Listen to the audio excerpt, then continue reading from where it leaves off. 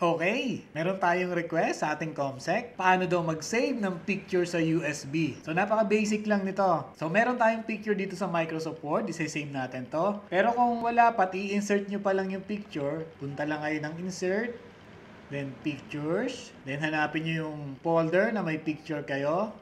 Then insert. Okay? Bago nyo yan ma-save sa USB, dapat i-plug in muna natin yung ating USB drive doon sa USB slot ng iyong laptop or ng iyong PC.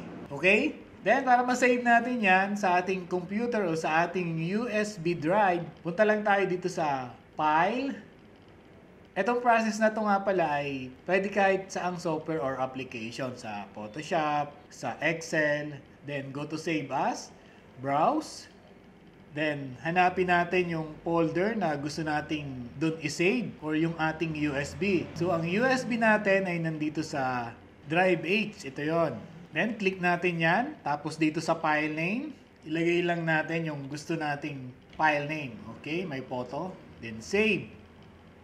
Check natin ngayon kung napasave sa ating USB. Ito. Then, click natin yung ating USB drive. So, ito na yon. May photo. Okay? Ngayon, kung sa ating computer naman natin ito isi-save at hindi sa ating USB, punta lang ulit tayo sa File, then Save As, Browse. Bawa, dito natin gustong ilagay sa folder na to, Photo Backup, and Save.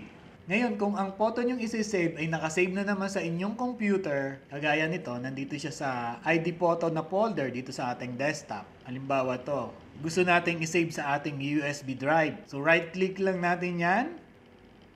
Then, send to. Click natin yung USB drive natin. Click.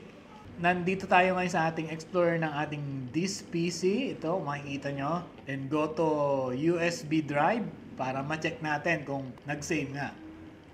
So, ito na siya. And that's it.